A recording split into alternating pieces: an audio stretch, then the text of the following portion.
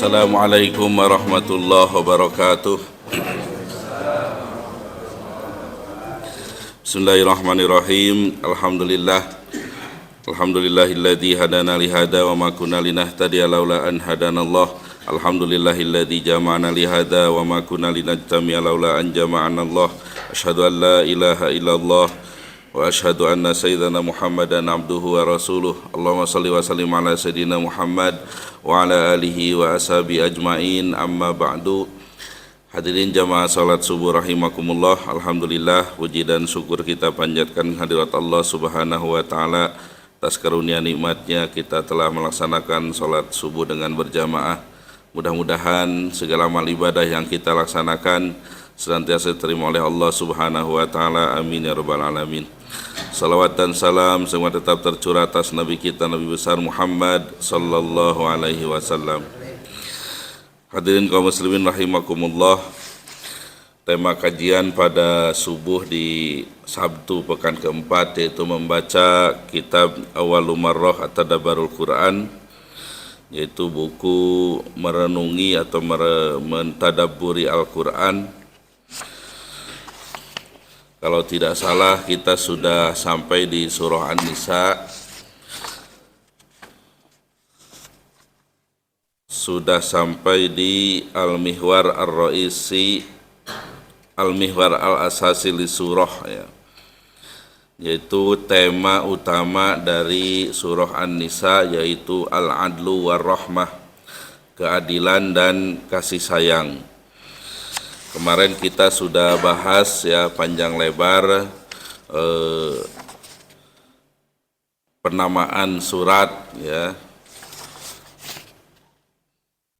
Nama-nama surat itu ada An-Nisa Al-Kubra, ada An-Nisa Al-Kusra. Kalau An-Nisa Al-Kusra itu adalah surah At-Tolak ya. Kemudian penamaan dari munasabatu tasmiyah, hubungan penamaan ya. Kenapa surah ini dinamai An-Nisa ya. Kemudian sudah kita bahas keutamaan daripada surah An-Nisa, kemudian kesesuaian antara awal surah dan akhir surah. Tema berikutnya yaitu Mawadi Surah Al-Mubarakah. Mawadi itu jamak dari maudu. Maudu itu judul atau tema ya. Jadi tema-tema dari surah An-Nisa. Al-awwal bina'ul usrati allati hiya nuwatul mujtama wa dzalika an tariqin tadarrujin ra'iin wa marahila muta'anniyatin.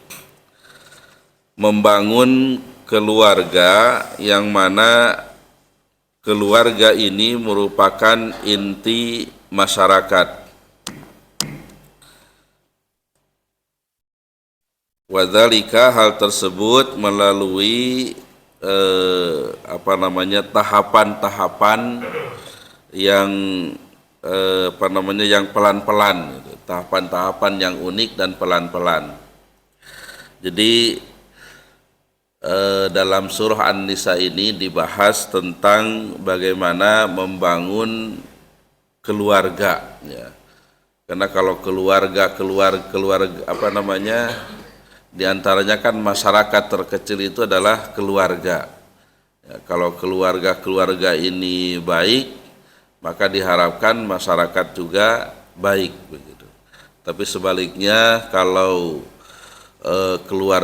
keluarga ini tidak baik, kurang baik ya, maka masyarakat pun tidak baik begitu.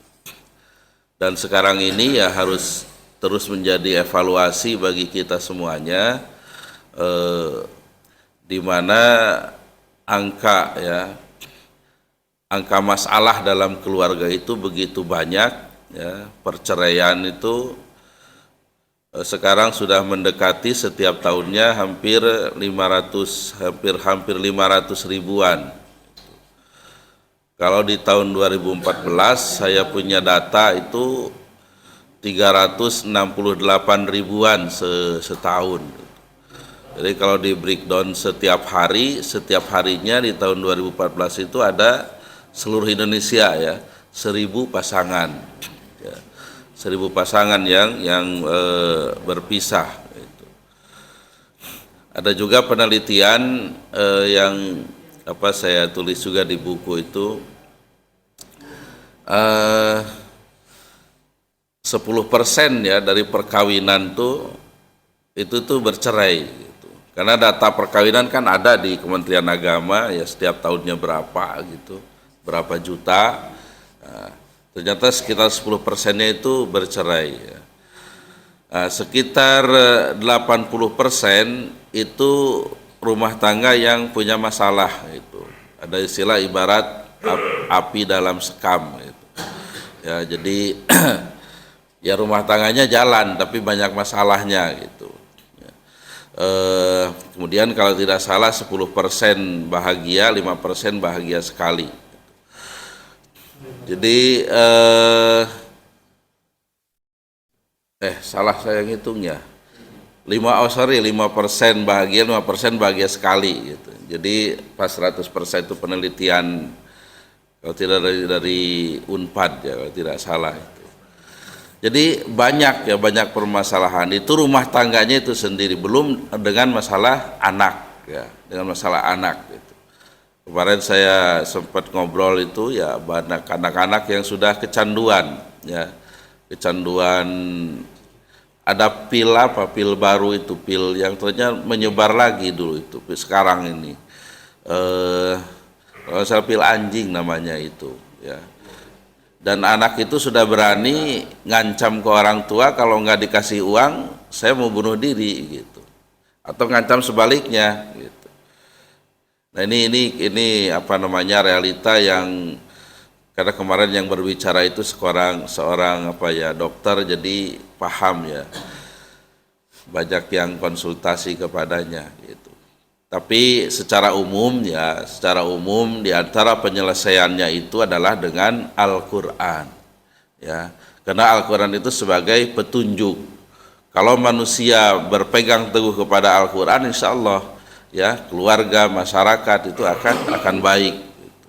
Tapi kalau jauh dari Al-Qur'an, ya artinya jauh dari tuntunan Sang Pencipta, jauh dari tuntunan Allah Subhanahu wa Ta'ala.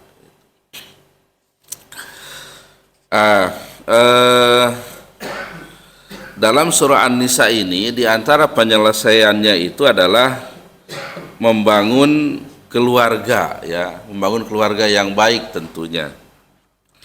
Nah, melalui tahapan-tahapan konsep dalam Al-Qur'an bagaimana membangun rumah tangga itu. Yang pertama, tathhirul mujtama'i minal fahisyah, membersihkan masyarakat dari al-fahisyah, dosa fahisyah itu dosa zina gitu, membersihkan masyarakat dari perbuatan zina. Ini konsep dalam Islam ya. Zina itu ya harus dibersihkan gitu, harus ditiadakan gitu. Nah, sementara ini fenomenanya miris juga. Sering saya cerita juga di sini bagaimana anak-anak sekarang ini ya sudah dewasa sebelum waktunya ya, dengan informasi yang begitu terbuka ya dan masif ya, bisa diakses dimanapun dan kapanpun. Ya, perzinaan sekarang begitu merajalela begitu. Saya pernah cerita juga di sini, saya tahunya karena banyaknya perkara dispensasi kawin. Ya, dispensasi kawin itu anak yang belum cukup umur mau menikah dan rata-rata mereka sudah hamil duluan. Gitu. Dan ini fenomenanya. Ya, Islam ya itu membersihkan dari perbuatan zina ini. Ya, kita bisa melihat konsepnya di sini ayat 15 dan 19 surah An-Nisa.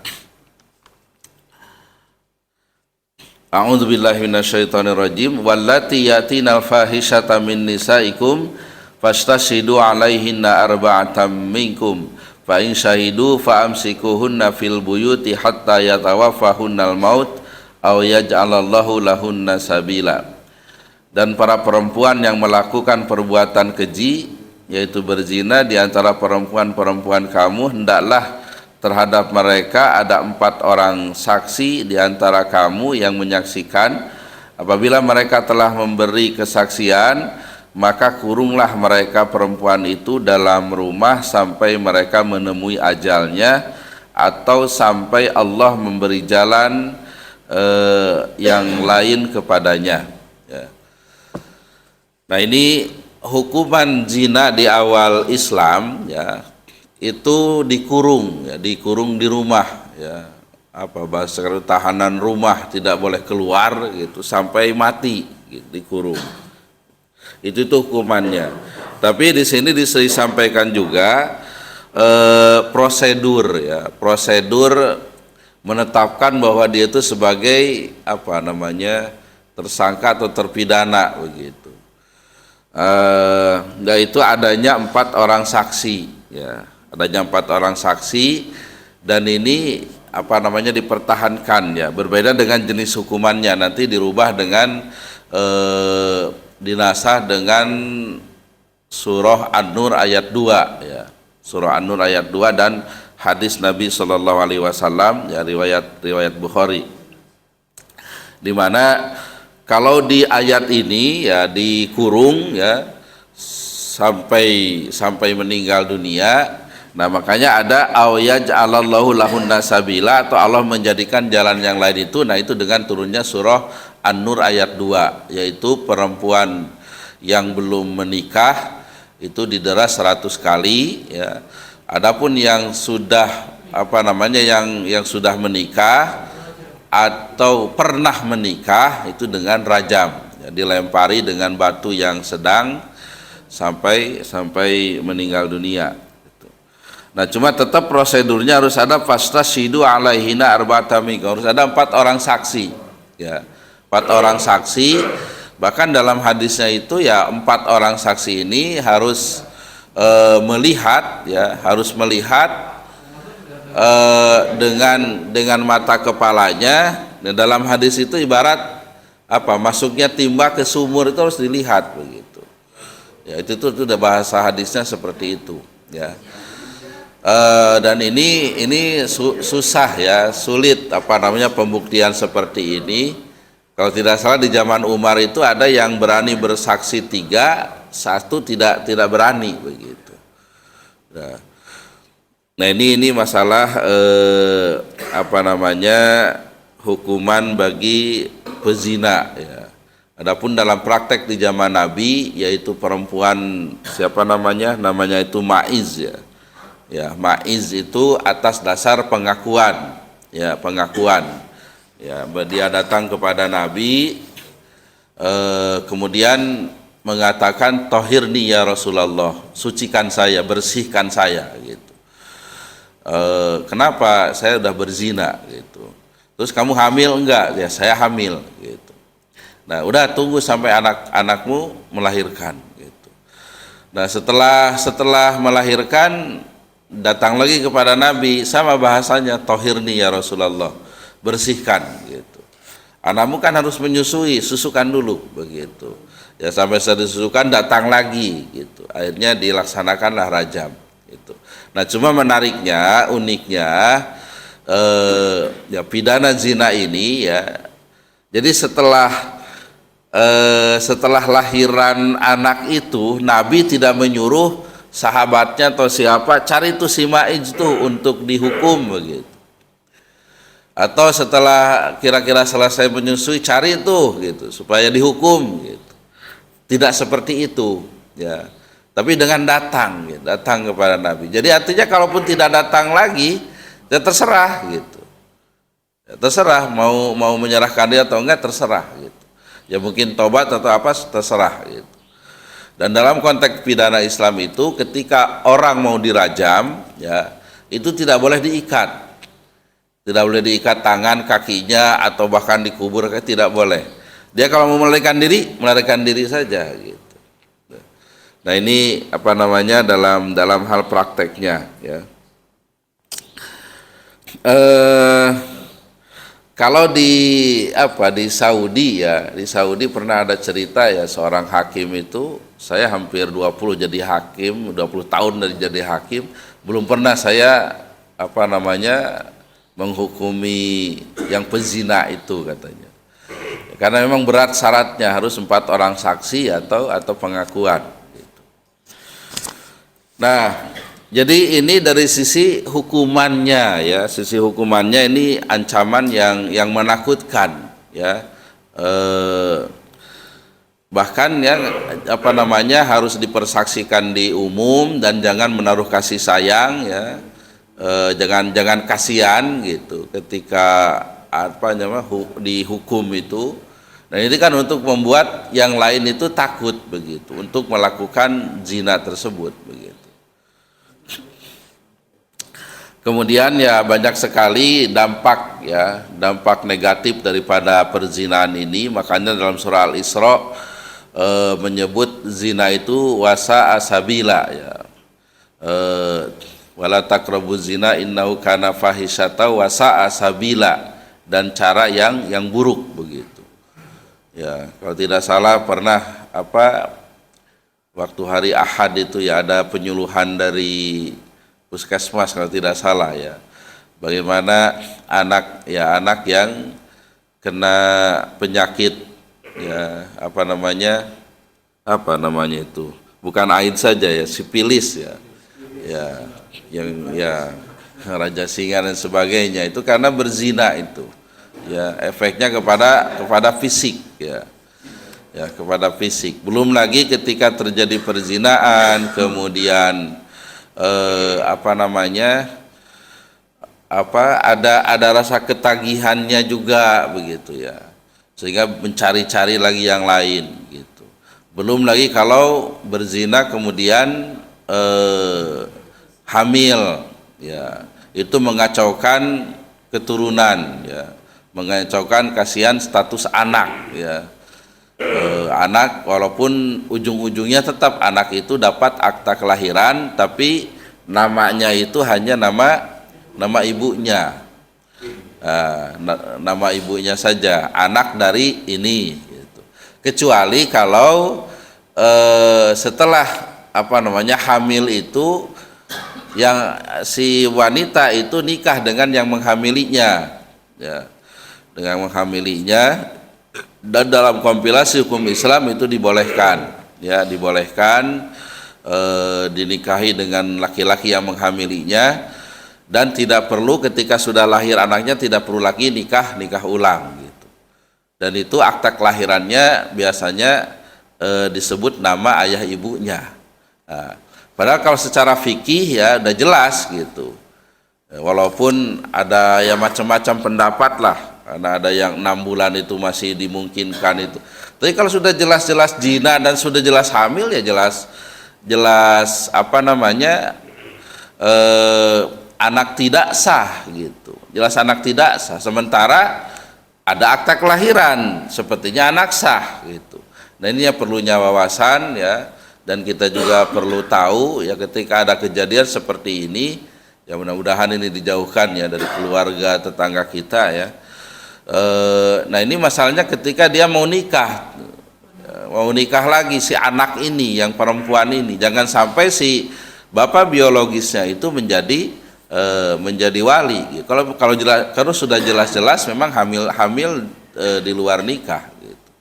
Karena jadinya tidak sah ya tidak sah, jadi melahirkan perzinaan berikutnya gitu. Nah walinya itu wali hakim ya. Wali hakim itu wali yang ditunjuk oleh pengadilan atau kepala kantor urusan agama ya. Nah ini Al-Quran itu ya konsepnya membersihkan perbuatan zina ini ya. Coba itulah yang tadi saya sampaikan di awal, memang fenomena saat ini ya mengerikan juga masyarakat itu. Bahkan Ya entahlah apa sudah dekat ke yaumul kiamah atau apa, memang tanda-tandanya sudah dekat begitu. Ya salah satunya yaitu berzina itu di mana saja gitu. Bahkan ada ininya sampai jangan di situ, sana-sana gitu bahasanya itu, saking sudah merajalelanya gitu. Ya ini apa namanya, ya mudah-mudahan ya kita semua, anak-anak kita, keluarga kita, tetangga kita dijauhkan dari perbuatan ini. Thayyib. Jadi di ayat 15 kembali lagi hukuman awal ya itu dengan tahanan rumah ya, penjara rumah ya sampai meninggal dunia.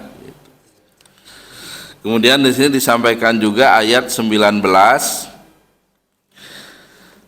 A'udzubillahi minasyaitonirrajim. Ya ayyuhalladzina amanu la yahillu lakum an tarisun nisaa karha wa la ta'dhuluhunna litadhhabu bi ba'di ma ataitumuhunna illa ayyatina bifahishatin mubayyinah wa 'ashiruhunna bil ma'ruf fa in karihtumuhunna fa 'asa an takrahu syai'a wa yaj'alallahu fihi khairan katsira. Wahai orang-orang yang beriman, tidak halal bagi kamu mewarisi perempuan dengan jalan paksa, dan janganlah kamu menyusahkan mereka karena hendak mengambil kembali sebagian dari apa yang telah kamu berikan kepadanya, kecuali apabila mereka melakukan perbuatan keji yang nyata. Dan bergaullah dengan mereka menurut cara yang patut.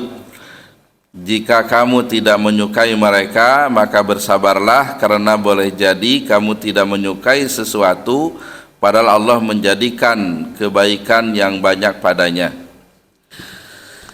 Ayat ini nanti akan diulang lagi di kedudukan perempuan ya, bagaimana umat Islam itu menghormati perempuan. Ya, ini tidak boleh laki-laki itu menjadikan mewarisi perempuan. Ya. Jadi gini, maksud mewarisi perempuan itu, ketika seorang laki-laki meninggal, maka istrinya itu menjadi warisan. Gitu. Menjadi warisan, bisa diambil oleh anak yang paling tuanya atau oleh saudaranya. Ya, dari suami itu bisa dinikahinya, ini budaya jahiliyahnya, bisa dinikahinya atau dinikahkan dengan seseorang dan maharnya diambil, atau dia dilarang untuk menikah gitu. Jadi itu tuh menjadikan perempuan sebagai warisan gitu. Kemarin di awal-awal sudah saya sampaikan ya, jadi jangan-jangan mendapat warisan, justru perempuan itu menjadi warisan itu sendiri gitu. Nah, datang turunlah Islam ya, Al-Qur'an sendiri memberi nama surat itu dengan An-Nisa gitu, perempuan ya. Bagaimana umat agama Islam ini memuliakan perempuan ya. Nah, ini ayatnya ini yang mengabadikan perbuatan ya orang jahiliyah sebelum Islam. Jadi perempuan itu sebagai warisan gitu. Itu tidak boleh ya. Kemudian tidak boleh mengambil sesuatu yang sudah diberikan kepadanya. Jadi mengambil mahar atau apa, kecuali dia melakukan fahisyah, jadi dia berzina gitu.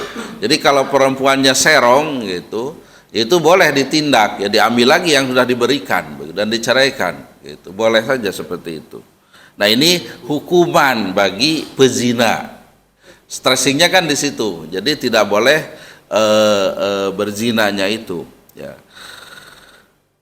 Kemudian kalau wa'ashiruhunna bil ma'ruf, sama itu konteksnya dengan memuliakan perempuan, jadi harus memperlakukan perempuan itu dengan sebaik-baiknya, baik perkataan, perbuatan dan sebagainya ya. Kemudian kalau engkau membenci satu keadaan ya dalam perempuan itu, maka boleh jadi engkau membenci sesuatu padanya dan menjadikan kebaikan yang banyak gitu. Jadi makanya itulah konsep kalau ada masalah itu ya ingat kebaikannya, ya ingat kebaikannya gitu. Ya mungkin salahnya satu begitu, tapi kan kebaikannya banyak begitu. Katakanlah seorang istri sudah mau meninggalkan keluarganya, mau mencucikan, memasak, ya, melahirkan, mengurus anak. Jadi itu yang diingat gitu. Ya, inilah dasar kebijakan seorang suami, sehingga ketika istri melakukan kesalahan dia akan sabar. Jadi yang diingat itu kebaikan-kebaikannya gitu. Begitu juga sebaliknya, ketika suami ada masalah diingat kebaikan-kebaikan suami, ya capek mencari nafkah, memberikan uang dan sebagainya, makan dan sebagainya. Jadi ingat kebaikan-kebaikannya gitu. Nah, ini juga konsep Al-Qur'an, ya, bagaimana ketika menghadapi pasangan itu mengesalkan, ya bermasalah gitu, ya, karena tidak ada manusia itu yang sempurna, baik laki-laki maupun perempuan begitu. Makanya ada itu yang unik, proses mediasi itu, entah KUA mana itu yang viral juga di YouTube itu, dia kan konsepnya itu ada kertas gitu, kemudian dibuat titik hitam satu titik, ya bulat pakai spidol gitu kan. Ada itu videonya itu. Kemudian apa yang kamu lihat katanya? Nah, ya itu titik hitam itu gitu. Nah, itulah konsep kamu yang salah gitu. Jadi melihat itu hanya keburukannya yang setitik itu tanpa melihat yang warna putih gitu. Ya, kebaikan yang banyak gitu. Jadi ini konsep Al-Qur'an seperti itu, ya. Pasangan kita itu pasti akan, ya mungkin sesekali akan melakukan yang tidak kita sukai gitu. Tapi ketika pasangan itu melakukan hal tersebut, diingat, ya, kebaikan-kebaikannya, ya banyak kebaikan-kebaikannya terhadap kita gitu. Baik, ini ayat 19, ya. Kemudian berikutnya qat'u asbabil fahisyah, ya, memutus sebab-sebab perzinaan. Ya, tentunya di sini konsepnya itu, ya, secara umum adalah dengan menikah, ya, dengan menikah. Ya. Dari sini yang dijelaskan nanti di ayat 23, ya, ayat 23, perempuan-perempuan yang tidak boleh dinikahi, ya, tidak boleh dinikahi. Nah, kembali lagi saya kepada bahasan di awal-awal, ayat-ayat Al-Qur'an tentang hukum, ya, itu biasanya panjang-panjang, ya, panjang-panjang, rinci, jelas gitu. Berbeda dengan hablum minallah, ya, yang tadi hablum minannas itu panjang-panjang. Sih ayat-ayatnya panjang-panjang, ya. Yang hablum minallah itu, ya, biasanya secara umum saja, ya, seperti sholat, ya wa aqimus sholat saja, dirikan sholat begitu. Ya, tidak dirinci itu di Al-Qur'an sendiri, tidak disebutkan berapa waktunya, apalagi sampai rakaatnya gitu. Dijelaskan dalam hadis, ya, dalam hadis. Jadi coba kita baca, ya, yang ini yang di perempuan-perempuan yang diharamkan. A'udzubillahi minasyaitonirrajim. Hurrimat alaikum ummahatukum wa banatukum wa akhawatukum wa ammatukum wa khalatukum wa banatul akhi wa banatul ukhti wa ummahatukum allati arda'nakum wa akhawatukum minar radha'ati wa ummahatu nisaikum wa raba'ibukum allati fi hujurikum min nisaikum allati dakhaltum bihinna fa illam takunu dakhaltum bihinna fala junaha alaikum wa halailu abnaikum alladzina min aslabikum wa antajma'u bainal ukhtaini illa ma qad salaf innallaha kana ghafurar rahima. Diharamkan atas kamu menikahi ibu-ibumu, anak-anakmu yang perempuan, saudara-saudaramu yang perempuan, saudara-saudara ayahmu yang perempuan, saudara-saudara ibumu yang perempuan, anak-anak perempuan dari saudara-saudaramu. Berarti apa itu? Ponakan. Ponakan. Dari saudara-saudaramu yang laki-laki, anak-anak perempuan dari saudara-saudaramu yang perempuan, ibu-ibumu yang menyusui, ya, ibu susu. Kemudian saudara-saudara perempuanmu sesusuan, ibu-ibu istrimu atau mertua, anak-anak perempuan dari istrimu atau anak tiri, ya, anak tiri perempuan yang dalam pemeliharaanmu, dan istri yang telah kamu campuri. Tetapi jika kamu belum campur dengan istrimu itu dan sudah kamu ceraikan, maka tidak berdosa kamu menikahinya. Jadi awalnya nikahi ibunya, ternyata ketika udah dinikahi ternyata ada anaknya yang mungkin lebih muda atau lebih menarik gitu. Nah, itu kalau mau ganti anaknya diceraikan dulu, dan syaratnya belum dicampuri. Jadi kalau sudah dicampuri tidak boleh, ya. Dan diharamkan mengumpulkan dalam pernikahan dua perempuan yang bersaudara kecuali yang telah terjadi pada masa lampau. Sungguh Allah Maha Pengampun, Maha Penyayang.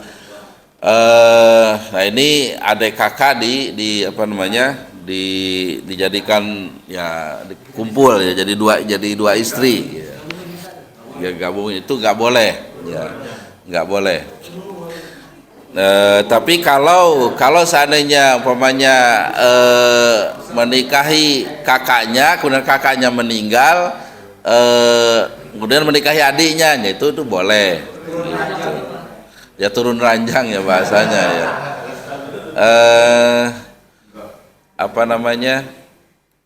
Ada bahasa lainnya itu.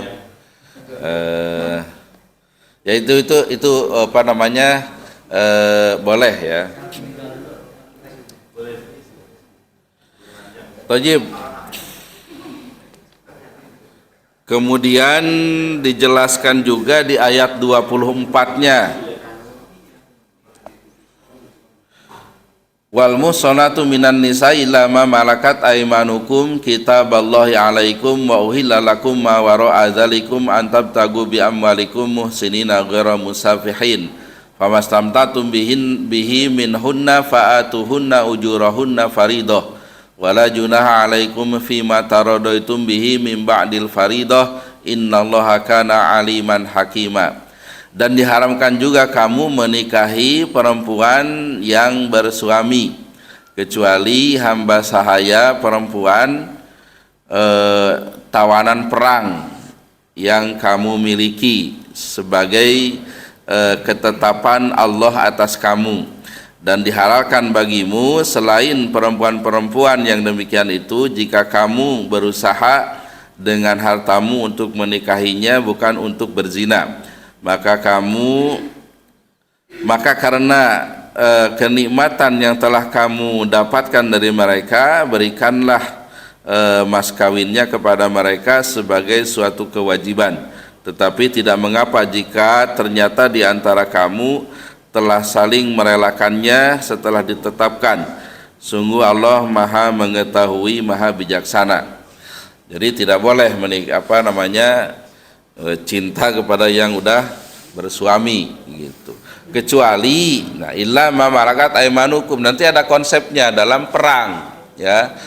Jadi dalam perang ketika ada tawanan, yang maksud perangnya ini ya perang melawan kafir ya, orang kafir gitu.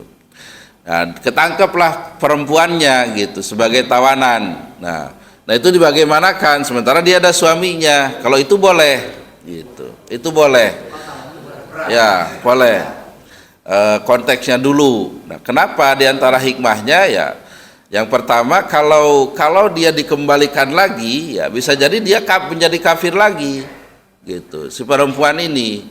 Tapi kalau dipelihara gitu, ini ya jadi Islam, jadi baik begitu. Ya, dan kalau sudah jadi Islam ya otomatis kan putus dengan suaminya yang beda agama begitu. Kemudian di sini ada konsep kewajiban mahar, dan konsep ya mahar itu bisa diberikan kembali atau bagaimana lah gitu. Baik.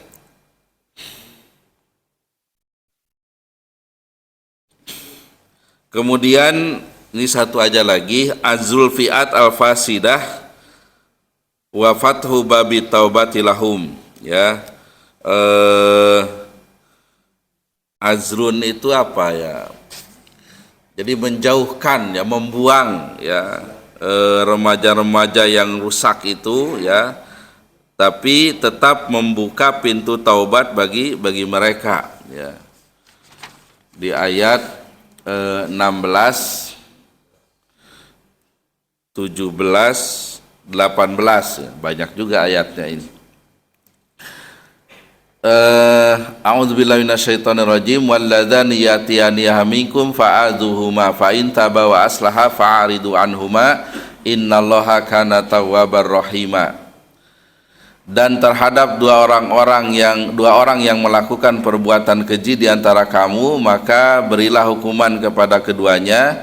Jika keduanya taubat dan memperbaiki diri, maka biarkanlah mereka.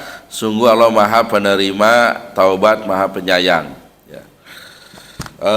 Jadi intinya ya itu tadi konsepnya ya, tetap hukuman diberikan ya. Tentunya hukuman dera itu dalam pidana Islam yang tidak sampai membuat rusak badannya, tidak sampai patah tulang dan sebagainya. Kalau lihat contoh itu di mana? Di Indonesia, di Aceh ya. Di Aceh bahkan dalam aturan fikihnya yang mukul itu apa? Ibaratnya dia ngepit kitab buku kemudian mukul gitu.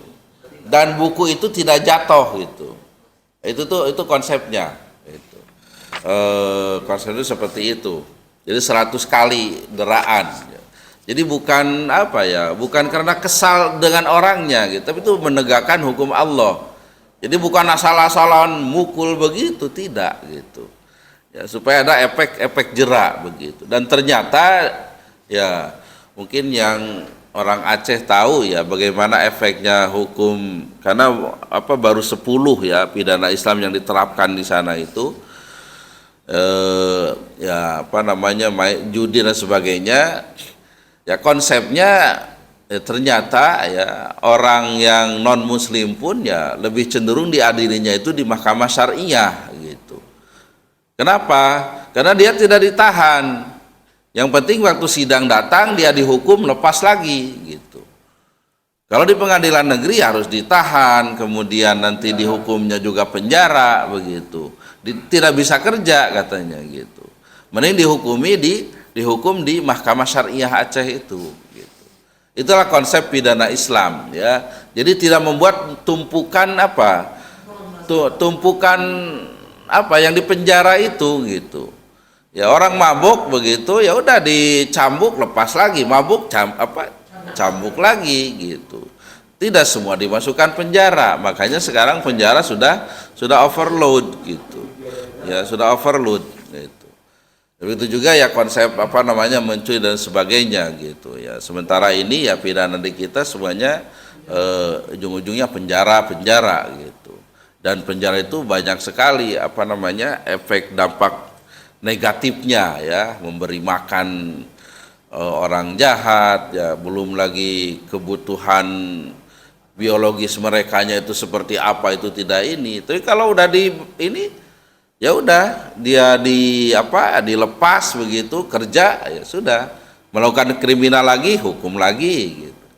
Nah termasuk konsep kisos ya, udah saya cerita, saya ulang lagi. Ya ketika orang membunuh itu kan hukumannya bukan dibunuh sebenarnya bahasanya dalam itu, tapi kisos ya. Nah kisos itu ada prosesnya. Ketika keluarga korban itu memaafkan ya, maka dilepas, tidak dihukum mati tapi membayar diat atau denda itu. Nah, tapi kalau tidak dimaafkan maka baru dibunuh begitu. Nah, dengan konsep itu kalau dia bayar denda dilepas, lah dia kan bisa usaha, bisa tetap dengan keluarga dan sebagainya gitu. Tapi coba kalau dihukum seumur hidup katakanlah, ya, atau sampai mati lah gitu. Walaupun kata pidana sekarang lain lagi ya, ketika udah setengahnya dimaafkan kan bisa keluar juga sekarang. Nah, kalau seandainya dibunuh, kan katakanlah si istrinya jelas saudaranya statusnya jadi janda, dia bisa nikah lagi gitu. Tapi kalau si suaminya di penjara yang selama segitu puluhan tahun gitu, istrinya juga nggak jelas statusnya gitu. Kecuali kalau dia mengajukan perceraian ke pengadilan gitu. Belum lagi menafkahi keluarga dan sebagainya begitu. Dan inilah kita membandingkan ya bagaimana hukum Islam itu seperti itu. Baik, ini yang poin 1 ini sudah ya. Mudah-mudahan nanti kita panjang umur ya. Saya masih bisa mengisi. Jadi yang pertama ini binaul usroh, jadi membangun keluarga tentunya yang baik begitu ya. Kemudian ini yang poin keduanya nanti makanatul mar'ah fil Islam, kedudukan perempuan dalam Islam ya. Baik, waktu suruk lewat 56 yang kita lebihkan ya barang 5 menitan ya sampai jam 6-an. Barangkali ada yang mau menambahkan atau salah perlu diluruskan. Oh iya, ya silakan Pak. Assalamualaikum warahmatullahi wabarakatuh. Waalaikumsalam warahmatullahi wabarakatuh. Tadi di awal menyampaikan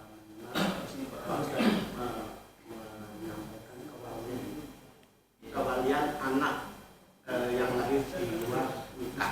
Iya. Tadi walinya hakim, tapi bagaimana kalau dipungut seseorang, tapi seseorang itu tahu bahwa itu anaknya si A tanpa nikah, itu walinya siapa? Oh jadi anak itu hasil anak dilahirkan, nah, kalau menikah kan walinya hakim. ya. Nah, bagaimana anak tersebut kalau dipungut orang seseorang, apakah walinya yang mungut? Oh jadi hakim. Oh iya ya. Jadi anak angkat ya. Ya kayak itu. Padahal orang tersebut yang angkat itu tahu bahwa anaknya itu anak di luar nikah. Ya, ya. Baik, itu intinya walinya tetap wali hakim, bukan orang tua angkatnya. Nah, ini permasalahan juga karena ada yang supaya nggak malu katanya anaknya. Nah itu ada yang itu bapak angkatnya merekayasa lah supaya dia tidak tahu kalau dia itu ayah angkatnya, dia taunya ayah. Itu tidak boleh gitu, menutup-nutupi real yang sebenarnya gitu ya. Ya mungkin ditutup, tapi Allah kan maha tahu begitu, dan nanti dosa gitu ya. Kalau sanggup menanggung dosa siksaan ya terserah begitu. Karena ada yang seperti itu karena mengangkat anak gitu, merasa udah anak sendiri. Wah nanti karena anak juga udah menganggap bapaknya sehingga udahlah dinikahkan gitu. Itu nggak boleh ya, nggak boleh, harus terus terang begitu. Dan masalah wali hakim ini tinggal konsultasi ke KUA udah tahu dia prosedur dan sebagainya ya. Jadi wali hakim itu bukan artinya walinya hakim, bukan. Wali hakim itu ya kepala KUA ya, atau penghulu yang ditunjuk ya, atau wali yang ditunjuk oleh pengadilan gitu ya. Jadi itu istilah wali hakim itu seperti itu. Dasarnya adalah as-sultanu waliyuman la waliyalaha. Sultan pemerintah itu jadi wali bagi yang tidak punya wali, itu dasarnya. Sultan itu pemerintah, artinya presiden harusnya yang jadi wali itu. Nah, presiden mendelegasikan ke menteri agama, menteri agama mendelegasikan lagi ke kepala KUA gitu. Itu maksud wali hakim, itu dasarnya seperti itu. Ya. Jadi mau yang tadi memang murni dipelihara oleh bapak biologisnya ya, atau yang jadi anak angkat begitu, itu tetap yang jadi walinya adalah wali hakim. Gitu. Ada lagi?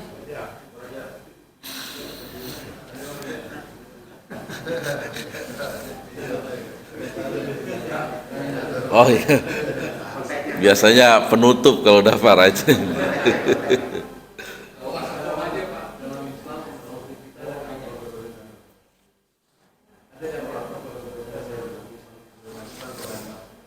Apa?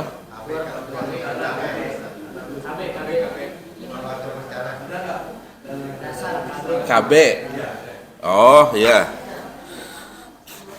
Jadi dasarnya KB ya, ada dalam hadis, dalam sirah ya, itu konsep azal ya.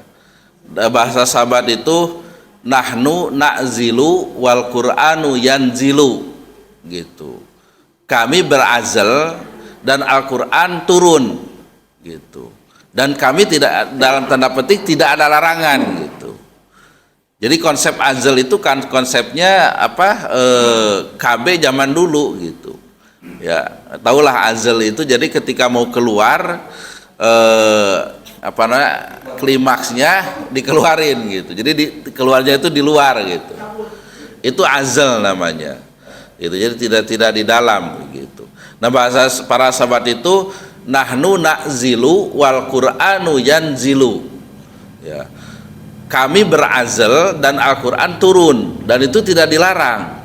Bukan berarti itu membatasi karunia Allah dan sebagainya dengan anak begitu. Ya, tapi konsepnya ya menjaga supaya tidak terlalu rapat gitu kan, kemudian dilihat keadaan dan sebagainya begitu. Walaupun dia yang memberi rezeki itu Allah juga gitu. Banyak anak-anak yang banyak tetap aja hidup begitu ya, walaupun orang tuanya tidak mampu begitu. Tapi dalam hal ini ya, konsep tadi itu azal itu ya sebagai dasar adanya KB itu, keluarga berencana gitu. Lah ya, nantilah cari lagi lah, itu bahasa Arabnya seperti itu. Nahnu na'zilu wal qur'anu yanzilu, itu bahasanya para sahabat, bukan hadis. Ya, itu kayak nahnu qaumun la na'kulu illa idza najua wa idza akalna fala nasba. Nah, itu kan bahasa-bahasa para sahabat begitu. Itu namanya asar. Lah? Ya enggak ada. Ya, atau mungkin kita belum menemukan gitu. Itu asar ya. Jadi kami berazal dan Al-Qur'an turun gitu. Tidak ada larangan di Al-Qur'an gitu. Baik, kalau Pak Raja sudah nanya kayaknya sudah selesai ya. Oh ya. Oh, ada ibu-ibu.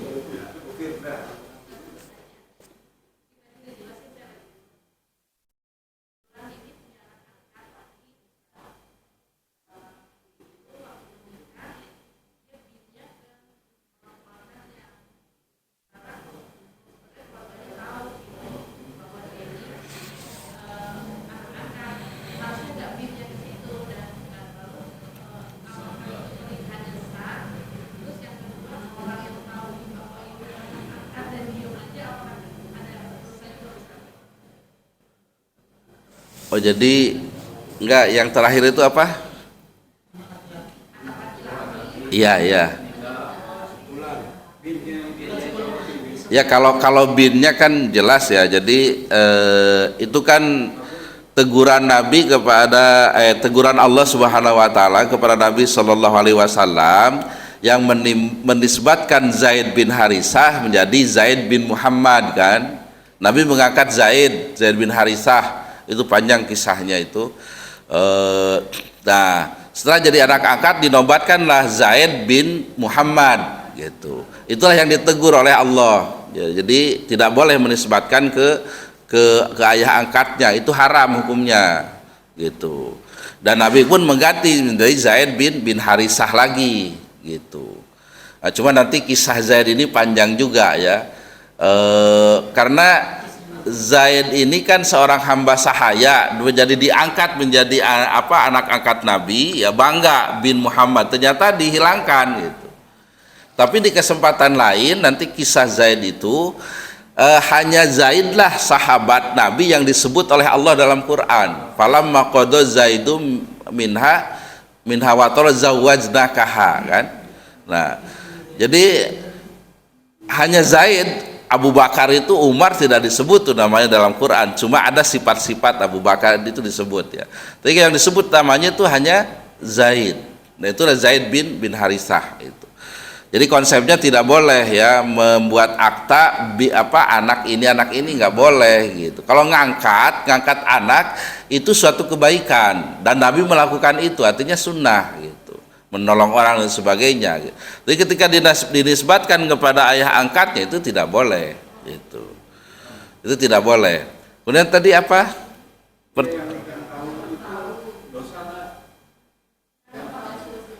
Gini, harus dikasih tahu. Iya, bukan. Kalau yang tahu nggak ngasih tahu itu dosa. Tapi kalau ngasih tahu kemudian nggak dilaksanakan itu lain lagi gitu. Kita ngasih tahu lah, itu nggak boleh seperti itu. Nggak, itu terserah dia gitu. Ya, kewajiban kita ngasih tahu gitu. Nanti bagaimana kalau masalahnya lagi akan ribet ketika si ayah angkatnya ini meninggal dunia, kemudian nuntut warisan gitu. Lah ini buktinya ini saya sebagai anaknya. Nah, repot lagi kan gitu. Walaupun nanti di Indonesia ada konsep wasiat wajibah, yaitu lain lagi, tapi bukan warisan gitu. Baik, sekira cukup, mudah-mudahan ada manfaatnya. Mohon maaf atas segala kekurangannya. Kita akhiri dengan berdoa kepada Allah Subhanahu wa taala. Yang pertama ya khusus kita doakan jamaah haji seluruhnya mudah-mudahan diberi kesehatan, keselamatan, bisa melaksanakan ibadah haji yang baik dan mendapat haji mabrur.